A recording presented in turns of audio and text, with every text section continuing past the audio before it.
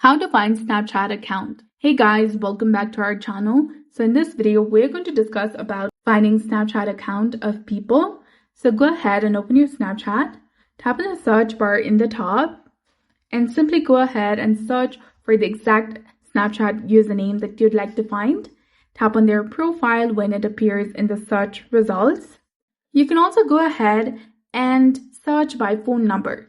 Sync your contact with Snapchat. For that, you need to tap on the Bitmoji icon in the top left, then go ahead and tap on Add Friends option, and then tap on All Contacts, and go ahead and allow Snapchat access to your phone contacts, and Snapchat will display contacts who have linked their phone number to their Snapchat account.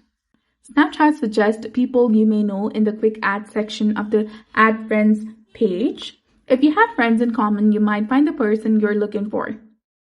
So you can also go ahead and search by snap code. If you have their snap code or QR code, scan it.